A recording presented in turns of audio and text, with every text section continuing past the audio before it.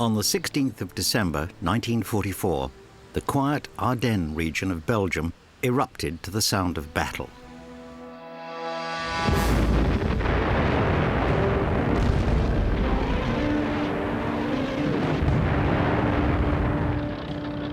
Over the front line poured 250,000 German troops, backed up by hundreds of tanks and armoured vehicles.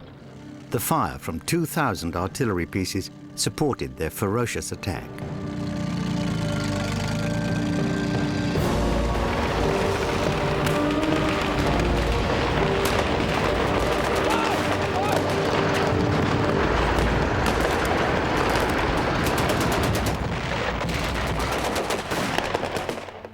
This attack came as a complete surprise to the Allies, and in the first few days, it almost succeeded.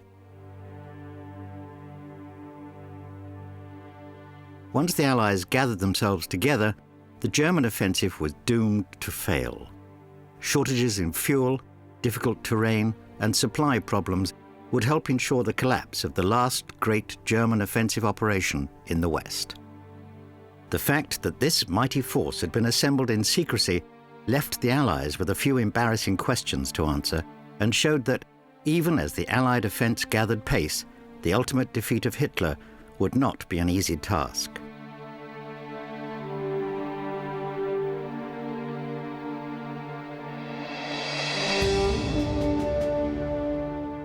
Since the 6th of June 1944, when the Allies had gained a foothold in Normandy, they had pushed ever-increasing numbers of men and material through the beachhead. However, the closer the Allies got to the German border, the stiffer German resistance became, as the Allies fought intense and costly battles in the areas around Aachen and the Hürtgen forest. Soon, the two main Allied lines of advance were moving in different directions. In between them lay the Ardennes region.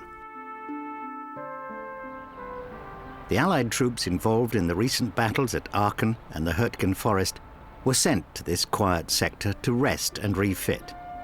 Allied confidence was high, and there were even hopes that the war was drawing to an end. After the fighting in Normandy in the summer of 1944, the Allies had really made spectacular progress. Although it had taken them 7 or 8 weeks to commence the breakout from the Normandy bridgehead, the next fortnight or so saw them travel virtually all the way to the German border. In the process, the German armed forces in Western Europe were largely destroyed, really no more than scattered remnants, by early September. The British were in Brussels by September the 3rd, liberated Brussels, and then September the 4th they took Antwerp. And it was at that point that the British suffered a logistic crisis and the advance ground to a halt. Now, at exactly the same time, the Americans had been advancing, but on a divergent axis to the south. Patton's Third Army was on the Meuse by the 1st of September 1944, but then he too suffered a logistic crisis. Hitler did not want to relinquish the initiative to the Allies. He had to pull something out of this debacle, and as early as August 1944, he began to lay plans for a counterstroke. Hitler felt that a well-executed offensive in the West at this stage could cause the Allies to rethink their position. So Hitler is going to attack through the Ardennes, the scene of the great German victory of 1940 against the French. He's going to attack through the Ardennes, recreate the victory of 1940, and go on and split the Allies. By bringing upon them this surprise defeat, he hoped that politically that would be the end of the alliance. They would sue for peace, and he could then turn to the Russians, knowing that he was only fighting a war on one front. General Alfred Jodl identified the main problems that had to be overcome as the Allied air superiority, supply difficulties, and the need for secrecy. To counter the Allied air power, the date for the offensive was planned for late November and then moved to mid-December. It was reasoned that the bad weather usually prevalent at this time would severely restrict the overwhelming air power of the Allies. The The question of secrecy was the most critical aspect of the assault. Access to the plans was restricted to a few choice commanders, and informing the troops of the plans was left to the last possible moment. Alongside this, a deception plan was put in place that would, hopefully, fool the Allied intelligence services. Firstly, Field Marshal von Rundstedt, noted for his capabilities in defense, was recalled from retirement and placed in the position of Commander-in-Chief of the German forces in the West. To the outside world, he replaced the more aggressive Field Marshal Model, but Model continued to work on plans for the attack. Gerd von Rundstedt was brought in on 1st of September 1944 to act purely as a figurehead, to lull the Allies into a sense of security, to believe that this old man of 69 couldn't possibly be involved in a major offensive. Von Rundstedt was known to be a solid defensive general.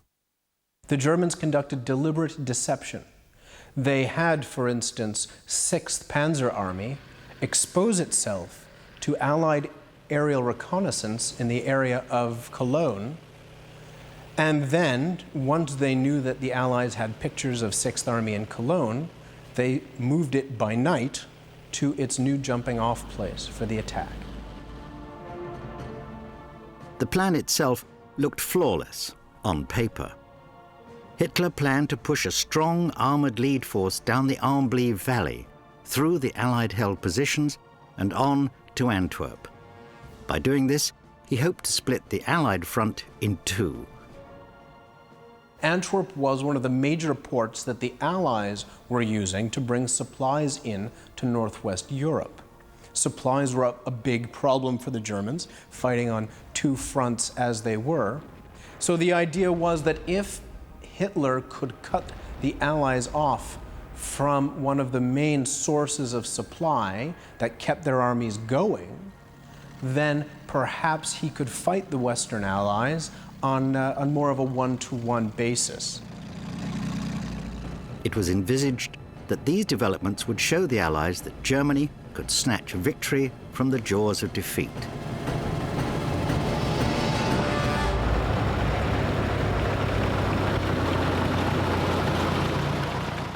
They got this operation, and Hitler titled it, the whole offensive was called Wacht am Rhein, which was watch over the Rhine.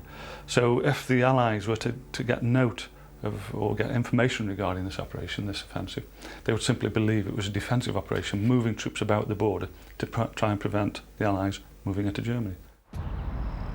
If the plan looked good on paper, the reality was that it was far from flawless. The Ardennes of 1944 contained a very different enemy to that of 1940. The combined Allied forces that were situated in or around this area had been fighting the Germans for over 5 years in many different theatres. They had the confidence of a near inexhaustible store of supplies, and whereas Hitler had to scrape the barrel to assemble the forces necessary for the attack, the Allies could rapidly deploy forces to the Ardennes. In 1940, speed of advance was needed for this type of plan to work. In 1940, the route used had travelled in a southwesterly direction and had made good use of the available roads. This time, the direction of the attack was northwesterly, and only a few roads were open. The Americans stemmed the flow of traffic by closing key roads, either temporarily or permanently.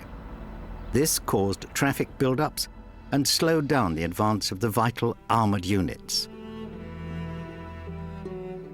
In addition, the Germans' resources were really inadequate to the task.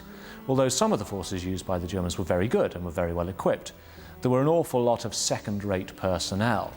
There was also a deficiency in artillery, in ammunition, in fuel. And the lead elements of this offensive are told that they have to capture their own supplies as they advance. So here we have an offensive which depends on the ability of the spearheads to actually capture their own fuel as they advance.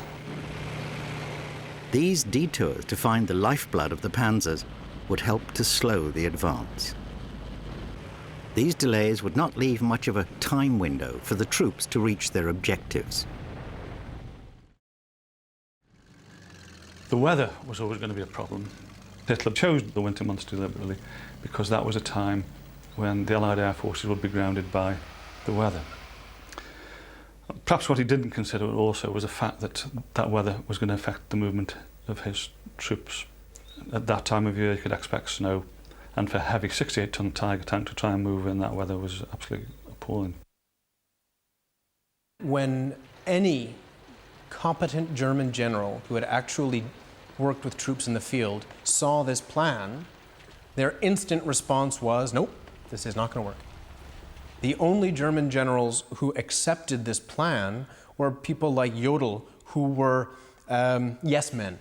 Hitler surrounded himself with yes men, and his yes men saw this plan and said, yes, that'll work. Everybody else said that this plan was not going to work.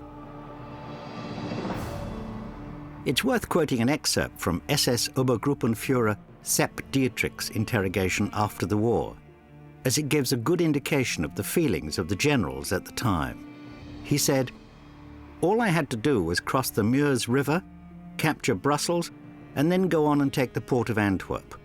All of this in December, January and February, the worst 3 months of the year, through the Ardennes, where the snow was waist-deep and where there wasn't room to deploy 4 tanks abreast, let alone 6 armoured divisions." Although Field Marshal von Rundstedt, the overall commander of German forces in the West, and Field Marshal Model, the commander of Army Group B that launched the Ardennes offensive, disagreed about many things, about one thing they absolutely did agree, which was that Hitler's plan for an armoured thrust towards Antwerp was virtually impossible.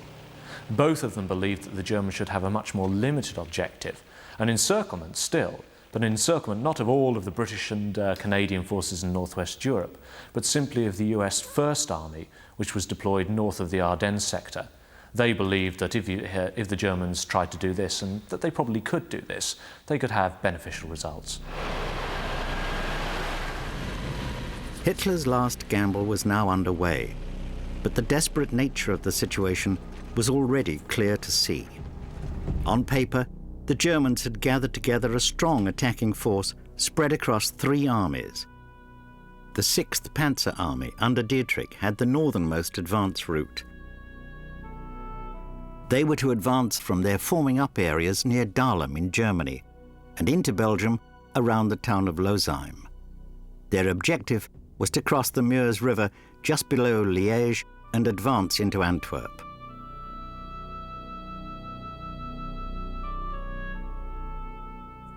Alongside the 6th Panzer Army was the 5th Panzer Army under the command of Lieutenant General Hasso von Manteuffel.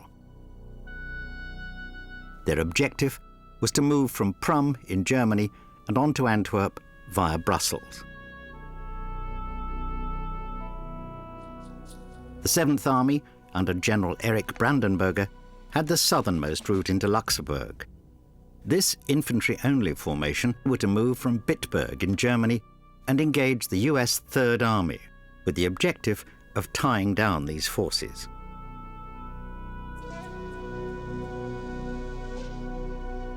All of these forces were part of Army Group B, commanded by Field Marshal Model.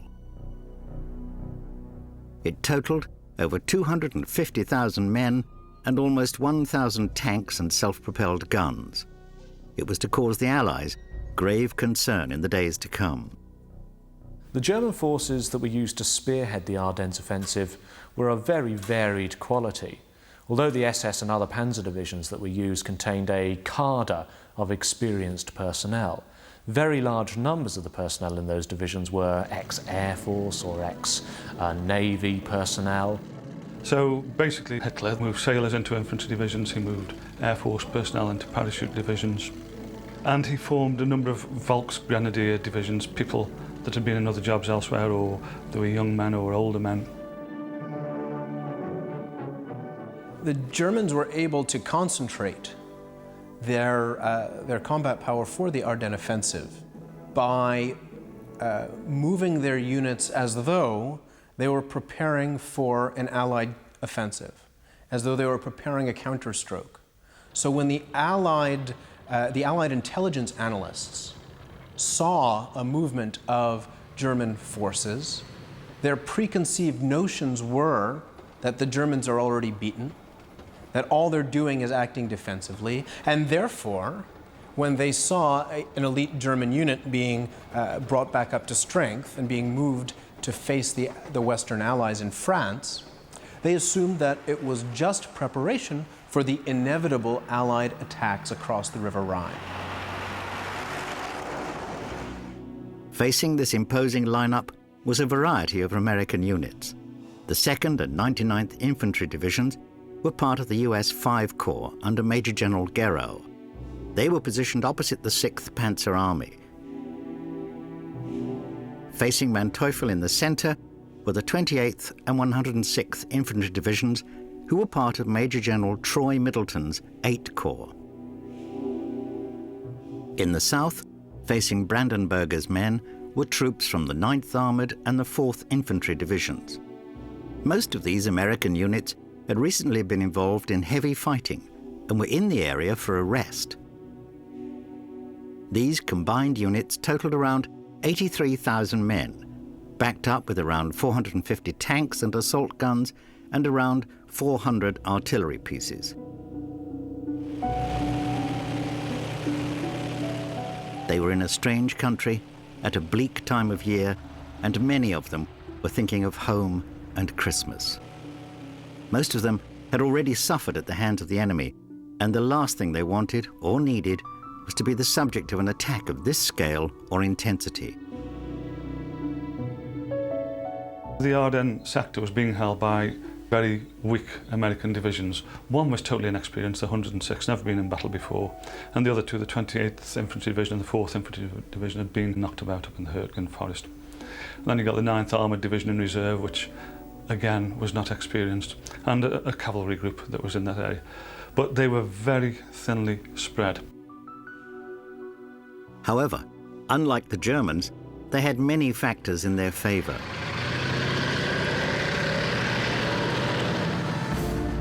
Although initially outnumbered, the Allies had strong forces close by that could be called upon if needed.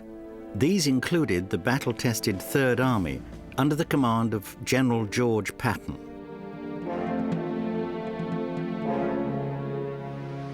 At this stage, the Allied supply lines had been established, and when the weather permitted, they had complete domination of the sky.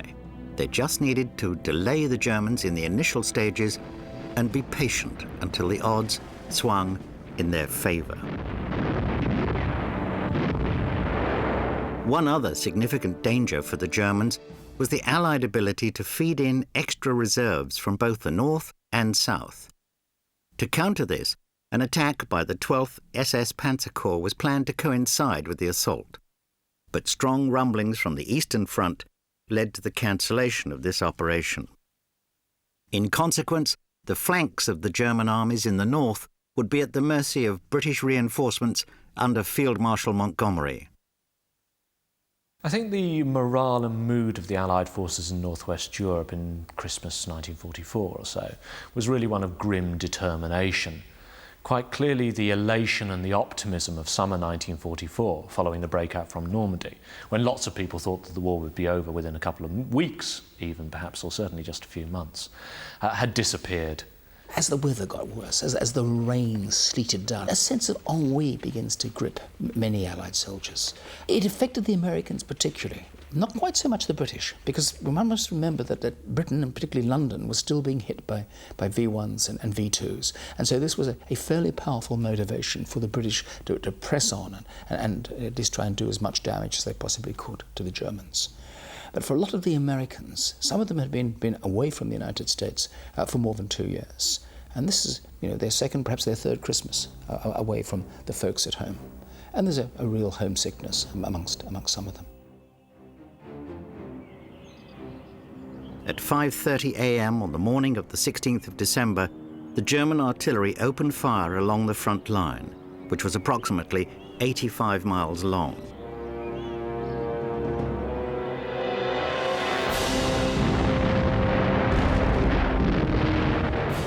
This intensive barrage lasted less than an hour, and was mainly designed to confuse the enemy and to disrupt their lines of communication. It was hoped that it would also open gaps in the lines. The Germans did make significant gains, breaking through and infiltrating some areas. The now isolated Allied groups were overrun and either killed or taken prisoner.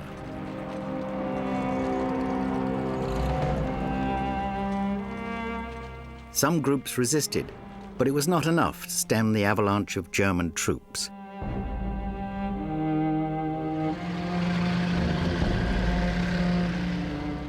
Further back in the Allied command positions and headquarters, various commanders tried to gain an accurate picture of events, but this proved impossible due to the severing of the lines of communication and the steady capture of the forward positions. It was several days before the US troops began to surrender, but when they did, so many of them surrendered that it still holds the embarrassing record of the biggest surrender of American soldiers in the history of her armed forces.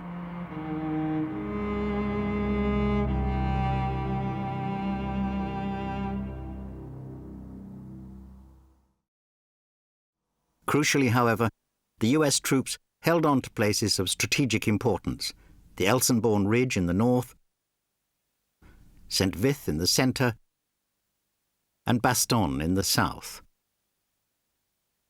The German attack was based on the idea that 6th Panzer Army, weighted as it was with lots of well-provisioned and well-trained Waffen-SS, were going to be able to hit the Americans would disintegrate, and the Germans could then just drive right on through across the Elsenborn Ridge and drive to the River Meuse. That didn't happen. What developed from here on was a race to the primary objectives. The Germans knew that time was not on their side, and they must reach the targets quickly. From the outset, however, things began to go wrong for the German forces. In the north, the planned parachute drop around Elsenborn Ridge was made in strong winds and appalling weather. The Germans had to capture the Elsenborn Ridge very early on. Their ability to actually drive north and to reach the Meuse depended on securing this ridge. And this was the role of an airborne operation. And this was an utter and complete failure. The German paras were under the command of the experienced leader, Colonel von der Heydter. They were dropped over a wide area and were unable to concentrate their efforts. Also, due to the lack of reconnaissance beforehand, they found that they had dropped into the positions of the US 1st Infantry, and that the Americans were stronger than had been anticipated. After realizing that they could not meet their objectives, they tried to break through the American lines in force. After suffering crippling losses, the German paras retreated and then filtered through the American positions in small groups. This unit had started with 1,200 men, although less than 350 managed to fight together due to the dispersal. Less than 100 survivors made it back to their own lines, and von der Heydter was himself captured. The one success of this small but vital mission was in giving the Allies the impression they were fighting a far higher number of troops, and consequently, they then committed large numbers of their own men to counter the supposed threat. If the advance of the 1st SS Panzer Corps had been more rapid, they could have taken advantage of this development. As it was, they had run into difficulties of their own. The newly arrived US 99th Division had defended itself well into the opening stages of the attack. The vital high ground remained in American hands. The lead force of the 1st SS Panzer Division, Kampfgruppe Peiper, continued the moves to the west towards Honsfeld. The unit which has to succeed, for 6th SS Panzer Army to succeed, is a Kampfgruppe under the commander Joachim Peiper. And this unit has just 48 hours to get from its start line and reach the Meuse. And very, very quickly, it begins falling behind schedule. Piper is used to operating in the conditions of the Eastern Front, wide plains, rolling hills. And when Piper constructs his march formation, what he does is, quite sensibly, place his heavy vehicles, his Panzerkampfwagen, Mark 6s, the Tigers, and indeed the King Tigers, at the head of the columns. But what he doesn't calculate on is the fact that the low top speed of the Tiger will actually slow down the entire column.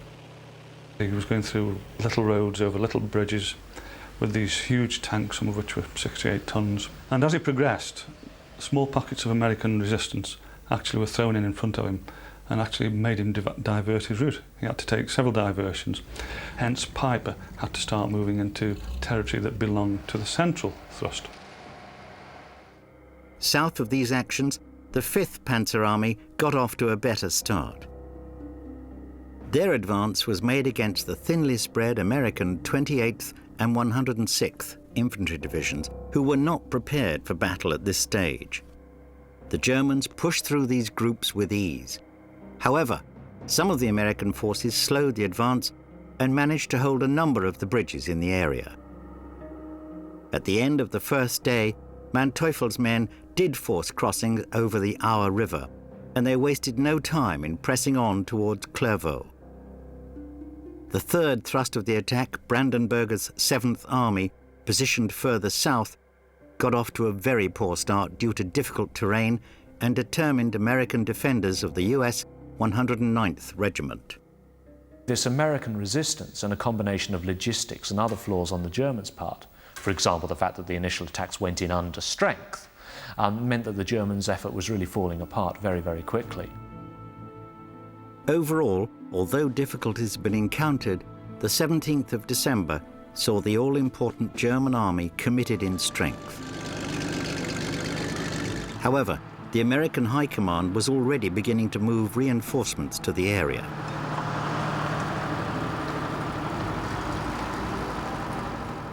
Among these reinforcements were the 7th and 10th Armoured Divisions, together with the 101st Airborne Division. This latter unit was ordered to the town of Bastogne, which occupied the most important road junction in the whole region. It was now a race against time.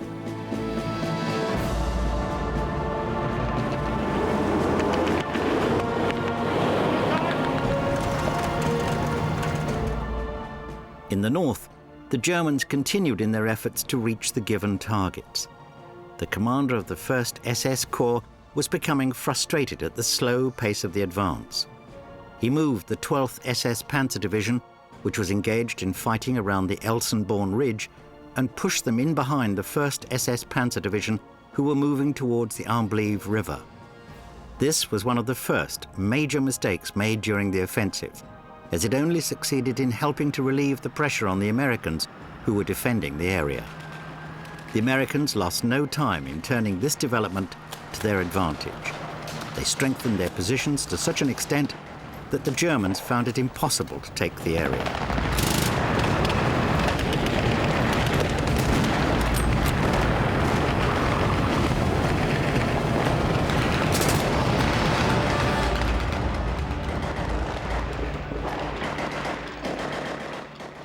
Little American organizations like infantry platoons were holding out on these narrow mountain roads in the Ardennes region, and even though they themselves were not in contact with any higher authority, nobody was ordering them to do what they were doing, they managed to conduct a defense in depth.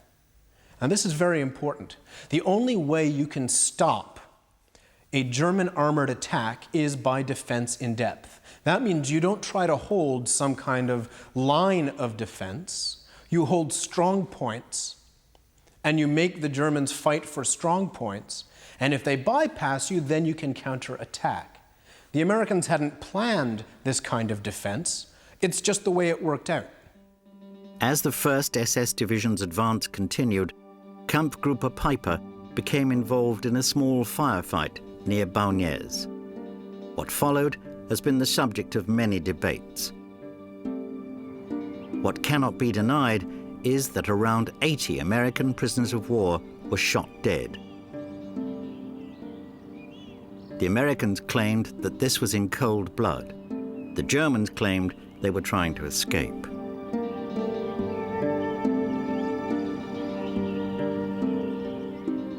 On the 17th of December, an American patrol came out and they discovered that the bodies of these American soldiers lying in the snow, clearly the result of massacre. So here were the Germans, particularly the Waffen-SS, bringing the standards of war which had become common on the Eastern Front to the Western Front. And very, very quickly, and this always happens with immense rapidity in armies, the word went out. My guess is that within 3 to 4 hours, every American soldier in the Ardennes had heard that the Germans were not taking prisoners. And there are only two things you can do in that situation.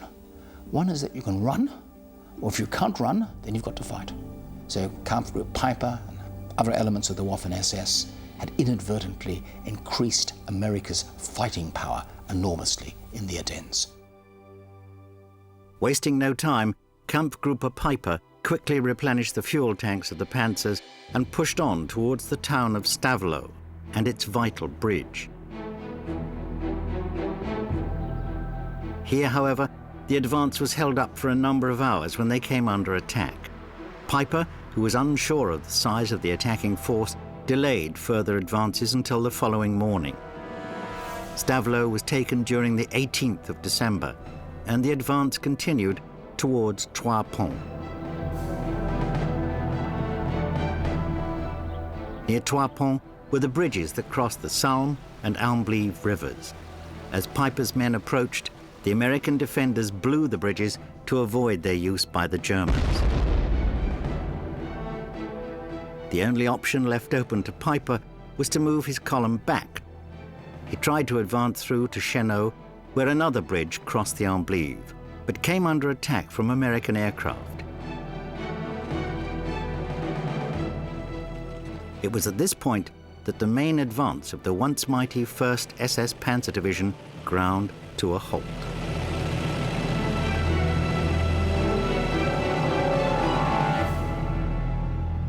The last offensive of the war in the West would end for the majority of Piper's men in the small village of L'Église as he ordered his men to set up defences.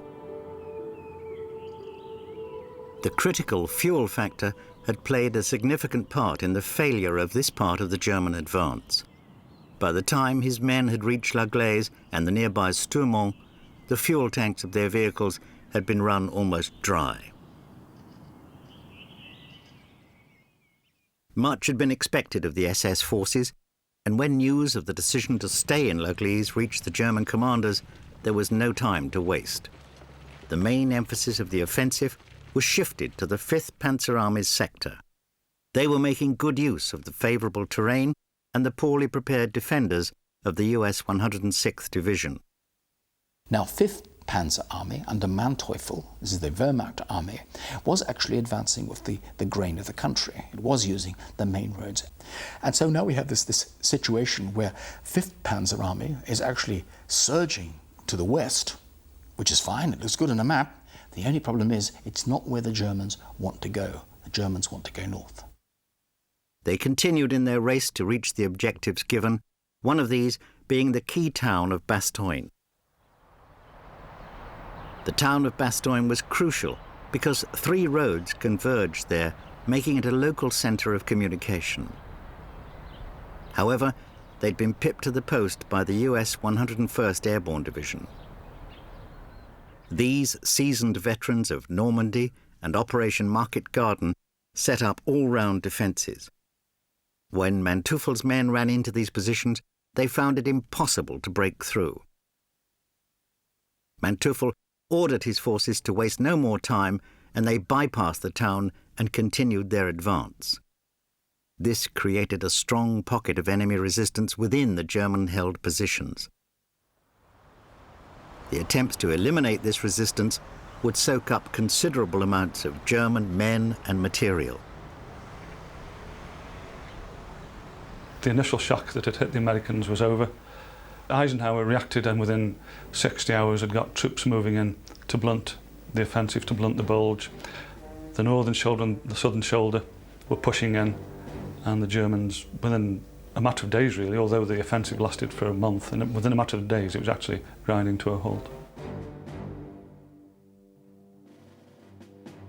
On the 22nd of December, the Germans went to Bastogne carrying a white flag and the offer of surrender for the Americans. The garrison commander, General McAuliffe, gave a simple reply: nuts. At the same time, further north, the Germans had eventually managed to take the town of Saint-Vith. This was particularly important because it was the other key road junction on the Germans' intended route of advance. They'd been bogged down around this town for days, and, as in other areas of the battle, these delays allowed the Americans to build up defenses further back.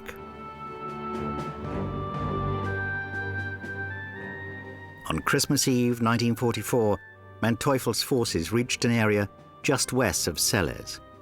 This would become the furthest point reached by the Germans during this offensive.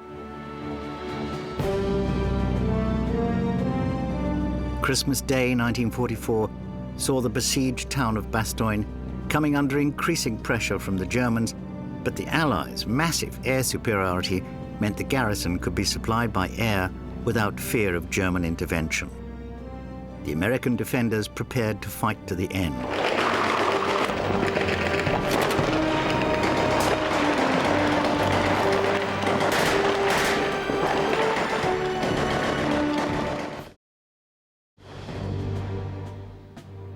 Elements of Patton's forces were moving closer, and on Boxing Day, December the 26th, they managed to force an opening through the German lines and into Bastogne. With this relief action, the German situation became increasingly hopeless. By the last few days of December 1944, it was clear that the German offensive effort was largely exhausted. They'd used up large quantities of fuel, most of their ammunition reserves, and their spearhead formations had been severely attrited in bitter fighting against American forces. In addition, they had failed to open up by far the most important lines of communication around the Elsenborn Ridge in the north and around Bastogne further to the south. The Americans had really solidified their positions. Although they had opened the line of communication through Saint-Vith, this in itself was simply not enough to allow the Germans to maintain their momentum. Furthermore, the weather was changing very much in the Allies' favour. During the early days of the Ardennes offensive, the Germans had just the overcast and the snow that they needed to protect them from Allied air. However, starting on the 23rd of December 1944, the weather over the Ardennes becomes cold and clear, and the German protection from Allied fighter bombers and indeed heavy bombers disappears. The Allied pilots would make their presence known over the battle zone and would help ensure the defeat of the German forces. They would achieve this by using very close air support and interdiction of German movement, especially supply columns, and by an aerial resupply of encircled US units.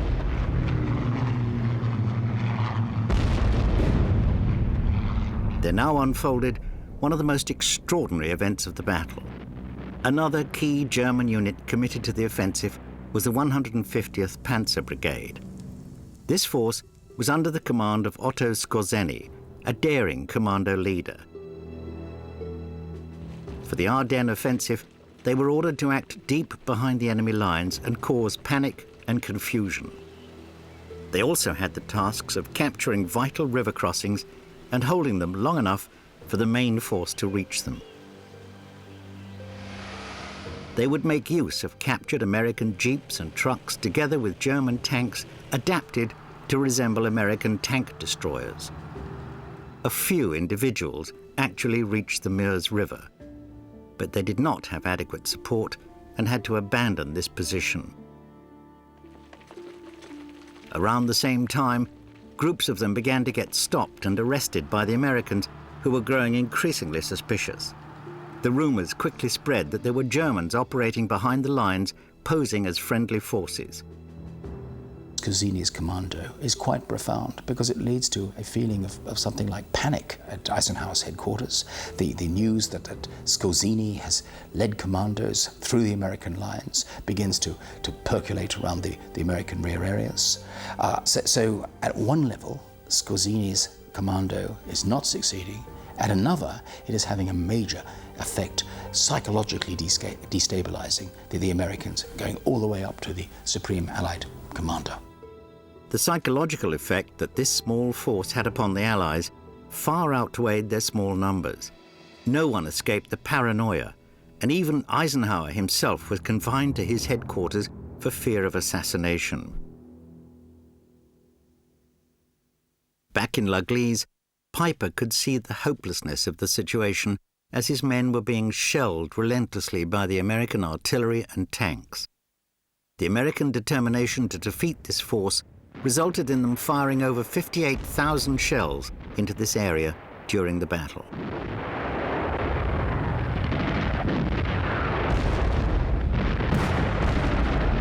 Piper was used to getting out of sticky situations, as he'd done many times before in Russia and Normandy. He gave the order that the tanks and half-tracks that were still serviceable were to be destroyed to prevent their use by the enemy. They were out of vital fuel and there was no ammunition. He left a handful of his men behind to give the impression that they were still battling, and also to look after around 150 American prisoners they'd captured. He led a force of 800 survivors and made for German-held lines. Their attempts were risky, and more than once they became involved in firefights with American forces that were moving across Piper's escape route. They did eventually reach friendly-held positions a few days later. Piper had started with 5,000 men, and these losses in men and machines would be impossible to replace at this stage of the war.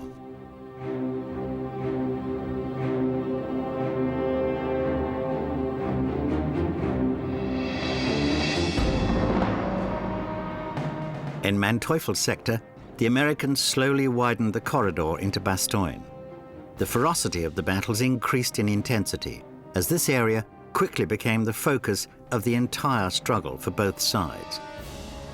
The Americans pushed further reinforcements into the Bastogne area, including the 4th Armored Division, the 26th Infantry, and the 80th Infantry Divisions.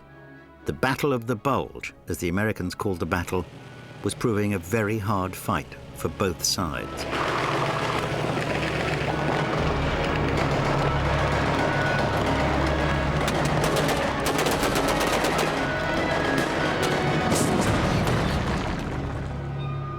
As the Allies were able to push more forces into the area, they slowly succeeded in pushing the Germans back.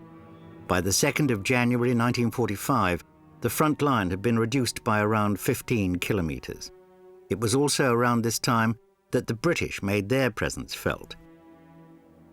In the early stages of the offensive, Montgomery had recognized the importance of the River Meuse to the Germans and had placed strong British forces in a defensive position along the northern sector.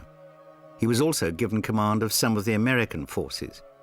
Eisenhower made a decision which politically could have been very, very dangerous. He actually appointed Montgomery as senior commander in the north, and that command actually took on quite a lump of the American army, and politically, from the American point of view, that could have been a bad move.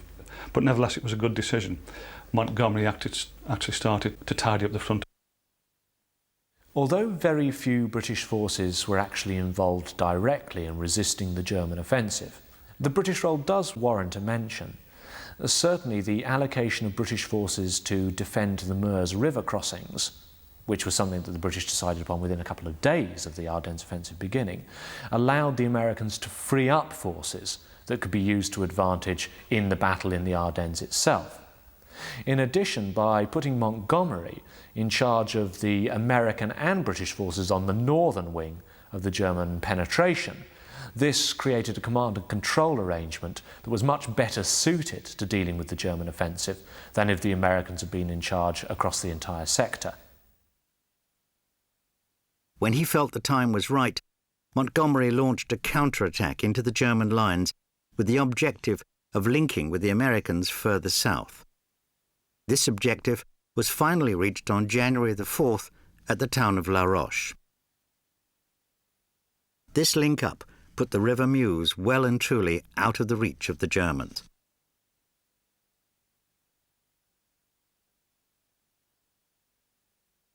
Although the frontline German commanders and troops could see the hopelessness of the situation, Hitler could not.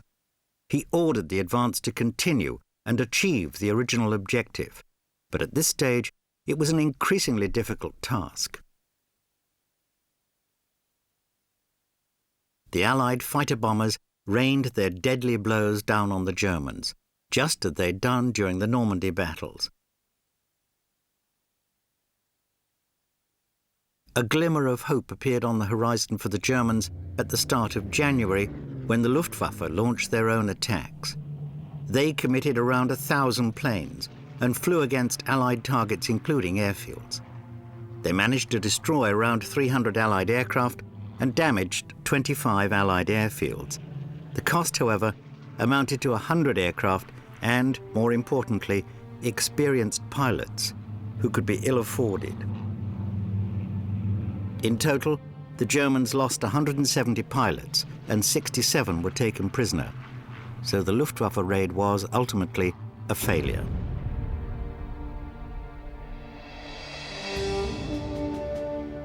Around the middle of January, some of the German units began to be withdrawn from the front line. These withdrawals included the 1st SS Panzer Division, which had suffered badly during the operation.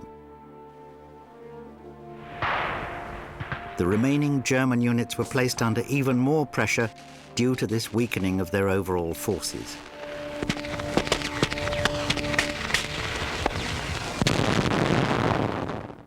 By the end of January, the front line was back to where it had been at the start of the German offensive 6 weeks earlier. The cost to both sides was high. The Allies lost around 75,000 men. The German cost stood at around 120,000 casualties and losses of considerable numbers of irreplaceable tanks and other vehicles. Hitler's last throw of the dice had failed.